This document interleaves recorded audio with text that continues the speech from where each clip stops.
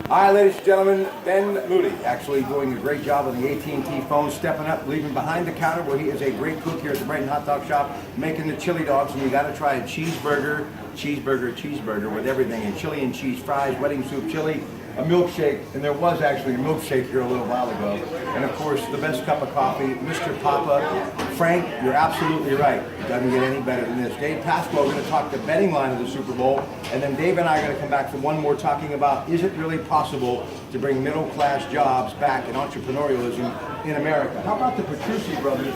Speaking of being an entrepreneur, these two brothers in the construction business, some paisans of mine from Rochester, and finally said, we're tired of putting the hammer down, we want to make beer.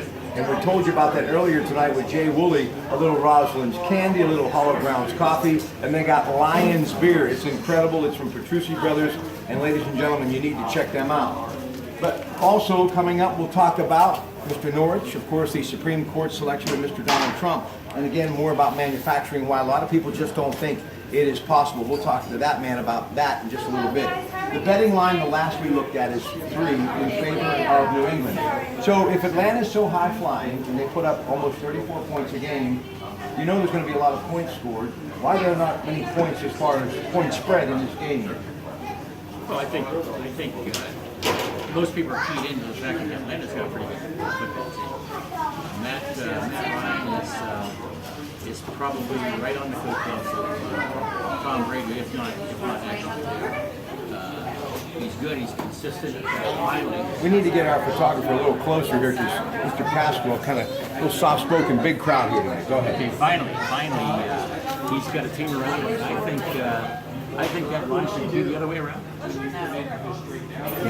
Hey, other way This is around. the guy that told us Trump was going to win the election. I'm never going to doubt what he says anymore. By the way, he's got Ted Arnell on speed dial too, so what can I say? I am kind of shocked that it is as low, and really that New England is still the favorite in this game, because I wouldn't look at them as the favorite in the game. And the reason being, even though they got the #1 defense, the Patriots have the #1 offense, and let's face it, folks, I mean, the Patriots have the #1 defense, and Atlanta has the #1 offense. So I would think Atlanta would be the favorite in this game.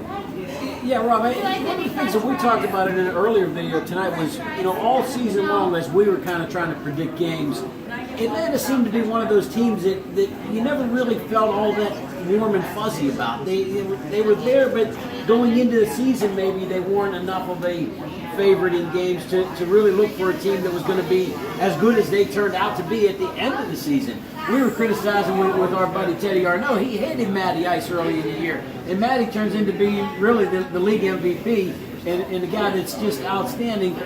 He's an older. I mean, he's been 10 years in the league to all of a sudden become the MVP. It's really kind of a resurgence of sorts. Listen, if I had their money, I would make Matt Ice, as in Matty Ice, hold up a sign in the locker room. What do you think of me now, Mr. Arnell? What do you think? Especially if he gets the MVP honors. Rob, if I had either of their money, I'd throw mine away. Listen, it amazes me how they come up with this. Obviously, Las Vegas, love Las Vegas, of course, the sports book. It really makes it so much more interesting. We're not asking you to bet the farm or something significant, meaning those heirlooms, but a few quid here and there, or maybe a milkshake at the Brighton Hot Dog Shop, it really does add to it, doesn't it, Dave? Absolutely. Getting back to Atlanta, though, I think Atlanta's got enough wherewithal to stop New England's running game. So did Pittsburgh. But it didn't matter. Brady had a super game. But I think probably they'll do a better job in pass rush than Pittsburgh did against New England. And I don't think LeGarrette Blount and Dion Lewis together will 100 yards rushing.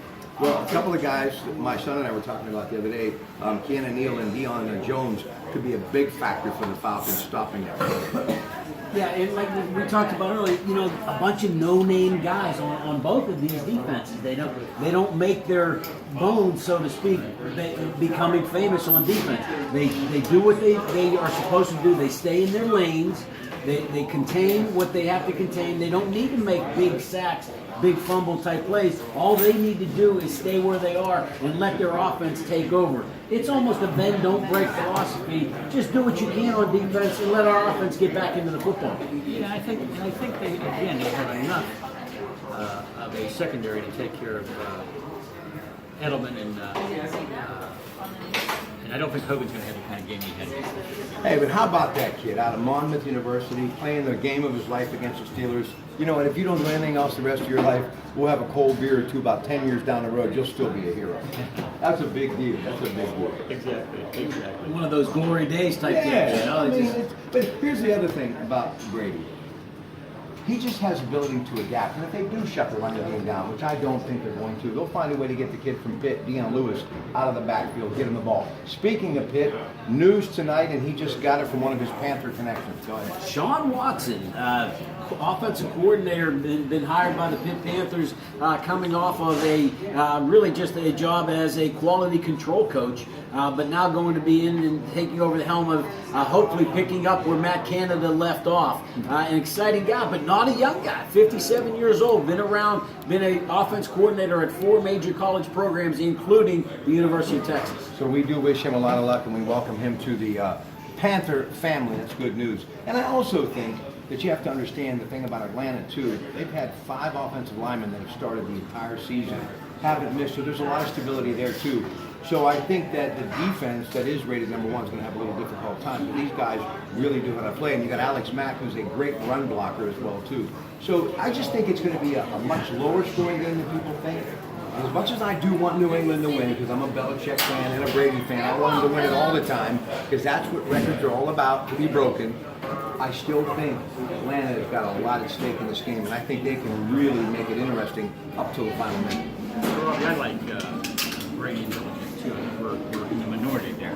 But I Tell think me why everybody doesn't like me. I mean, my own family doesn't like me anymore because of me liking Brady and Belichick. Well, there's a whole story behind that. I put that right on the tee for it. And before I got the last word out of my mouth, I went, here he comes, cover up. said the wrong thing. Go ahead. That's But good. I think he's just not a very likable guy. I mean, he doesn't interview very well. I'm talking about Belichick. He doesn't interview very well. He's very abrupt when he answers a question, and people just naturally don't like him. The people that do like him are also just like as much as he is. Well, you know who he reminds me of? My dad at the dinner table. I mean, they're really, I think they were separated at birth. They were a lot alike. But look, the guy has been in 10. 10, he's won. I mean, 10. And he's going to win maybe his 5th as a head coach. He's won 2 as an assistant. So he's won 7 if he wins this one. That's amazing.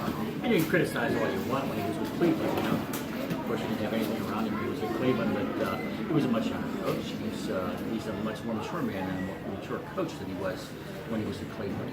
That shows by way of his record. He's a sensational coach. I'm sorry, David, step on you there. It's the business mogul that you are. It's interesting to see you've got 84 Lumber being a major sponsor, buying some TV time, and the owner of Home Depot owning the Atlanta Falcons. So a little bit of construction work going on both sides. Let me tell you how whacked I am. I'm driving home from Ohio last night, Vanport, where they have an 84 Lumber. And there's the big 84 logo hovering above on a cold night with a full moon. And I looked up and I went, I love you, Mr. Hardy. I'm so proud of you and Maggie, and I'll be looking for that commercial. To me, that's as significant as the Steelers being in the big game. That is. It's going to be nice, and then to bring this whole thing full circle with all the golf stuff that Joe Hardy did. You got Tiger back out there, Rob. Although this week he's playing in Dubai instead of playing at the Phoenix Open, which I think is a little bit of a mistake on his part. The Phoenix Open is such a great, the Waste Management Phoenix Open is such a great golf event. 160,000 people will be at that event on Saturday. Oh, it's in Arizona. Wouldn't you be there? Oh, man. And a stadium golf where you can sit out. With that 16th hole, that par 3, and everybody gets to cheer while it's going on. Do you think you can turn it around? I do, and I think I'm probably the guy that you know, probably more heart than head answering that question. But I hope so. I hope he can. I think you should hire Frank Pop as a swing coach. I really do. You know, I'd like to see him go after Jack Nicklaus, and I'm very serious. I think that could actually help him. Rob, I really don't think it's his swing that's going to be his problem. It's what's between his ears that's going to have, because he's Is he going to have physically still strong enough to do what it takes? And believe me, it's a lot of work playing golf. You see the cut on him? Yeah, he's fine as far as that's concerned. He's chiseled. The thing that he has to be able to understand is he doesn't have to hit his drive with these guys that are bombing it out there 340, 350 yards, because it's the shot that gets you on the green that makes the difference. All right, we're going to save it for later. Obviously, we got a lot to do this weekend. We're going to be at Jimmy Sinceri's, Jimmy and Nino's tomorrow, as I mentioned, talking all sorts of good stuff and showing you some Super Bowl food. And then Sunday, after the Coons Market Black and Gold Sunday, after the show on video, we roll into Casa de Emmanuel in East Liverpool for a halftime and post-game update from Super Bowl 51. Who do you like in the game? In Super Bowl, I still say Atlanta. Atlanta by 10. And when will New Brighton's basketball team get back to the WPL championship game? That's what I really want to know. Yeah, that's a question I can't answer. Really? No, I don't know. I mean, they just haven't had it for so long. I go all the way back to Calvin Sheffield, which is... He was a legend. Yes, he was. They are all legends. Him and Hal Bentley and guys like that have come and gone a long time ago. But those were the classic teams. Two of the greatest basketball players in the history of Beaver County happen to be from New Brighton. Hal Bentley's in there too, don't get me wrong. Tremendous. I remember watching him at the CCBC Golden Dome in the postseason. Gabe Jackson. Gabe Jackson's great. And Chris Pitkin. Oh, yeah, super. Bar none, two of the best ever. Absolutely. And you're one of the best ever. Stay there. I know you got to go. Always a pleasure. You did yeoman's duty tonight. And I think I was in every place in New Brighton tonight.